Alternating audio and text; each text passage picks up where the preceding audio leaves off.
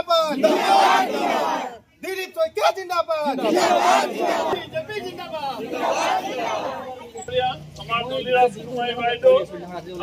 सक আজি হসাকে অসমবাসী মানে ভূমিত 200 বছৰ বসবাস কৰি অহা বিভিন্ন ৰাজ্যৰ পৰা আহি কাম কৰ্মৰত ভাৱে আহি ইয়াত বসবাস কৰি থকা চাহ শ্ৰমিক ৰাইজৰ এটা অকল্পনীয় এটা হসাকে মানে সপোন বুলি ক'ব পাৰি এই সপোন আজি দিঠক হৈছে আৰু প্ৰথম অৱস্থাতে মই সন্মানীয় মাননীয় মুখ্যমন্ত্ৰী ডাঙৰীয়াক ধন্যবাদ জনাব বিচাৰিম কাৰণ সেইজন ব্যক্তি যিজন মানুহ আমি সদায় ডাইনামিক বুলি ভাবিছো আৰু সদায় তেওঁ যি কথা কয় সেই কথা ৰাখে তাৰ আজি উচিত এটা প্ৰমাণ কাৰণ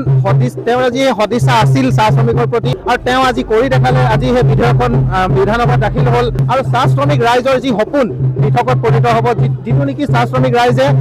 মানে যুগ যুগ ধৰি কাম কৰি বসবাস কৰি থাকিবৰ বাবে কাম কৰি থকা এটা হেৰি হৈছিলে যিখিনি আজিৰ ডেটত সেই ল'ৰা ছোৱালীখিনি আজি ওলাই যায় গৈ এটা নতুন চিন্তাৰে আগবাঢ়ি যাব পৰা এটা ব্যৱস্থা হ'ব আৰু আজিৰ এই সিদ্ধান্ত মই ভাবোঁ যি জনজাতিকৰণৰ কাৰণে এতিয়া বহুত আন্দোলন চলি আছিলে বহুতখিনি চৰ্চা চলি আছে ই এক খুঁটি হিচাপে ৰ'ব যাতে যেতিয়া ভূমি পট্টা পাব তেতিয়া জনজাতিকৰণৰ কাৰণেও এটা এখোজ আগুৱাই গৈছে বুলি চাহ জনগোষ্ঠীৰ ৰাইজৰ বাবে এটা দিন হিচাপে ৰৈ পৰিব আজি এটা বহুত উৎসৱমুখৰ পৰিৱেশ গোটেই চাহ জনগোষ্ঠীৰ ৰাইজৰ কাৰণে অসমবাসীৰ কাৰণে যেহেতু অসম বিধানসভাই এটা প্ৰস্তাৱ গৃহীত কৰিছে যে চাহ জনগোষ্ঠীৰ মানুহৰ কাৰণে মাটিৰ পট্টা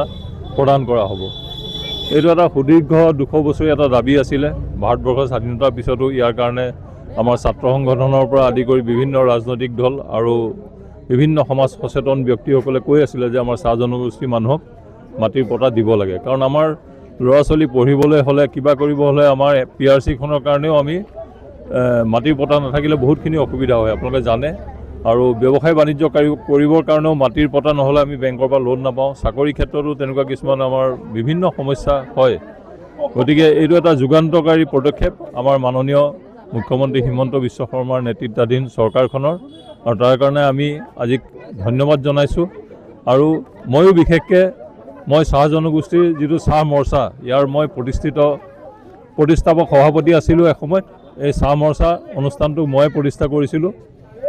1998 চনত আৰু তেতিয়াও মই দাবী কৰিছিলোঁ আৰু এই দাবীটো সেই সময়ত কংগ্ৰেছ চৰকাৰৰ মুখ্যমন্ত্ৰী তৰুণ গগৈ ডাঙৰীয়াই প্ৰতিশ্ৰুতি দিও আমাক প্ৰদান কৰা নাছিলে তাৰ কাৰণে 1913 চনত তেখেতৰ চৰকাৰ চলি থকা দিনতে মই কংগ্ৰেছ ত্যাগ কৰি মই ভাৰতীয় জনতা পাৰ্টিত যোগদান কৰিছিলোঁ গতিকে আমাৰ এই দাবী চলি আছিলে আৰু দাবী সফল হৈছে ইয়াৰ কাৰণে আমি সকলো চাহ জনগোষ্ঠীৰ ৰাইজৰ লগতে ময়ো বহুত বেছি উৎফুল্লিত আপুনি বিচৰা বাতৰি পাব কেৱল নিউজ 18 এপত নিউজ 18 এপ ডাউনলোড কৰিবলৈ স্ক্যান কৰক এই QR কোড গুগল প্লে ষ্টৰতো পাব এই নিউজ 18 এপ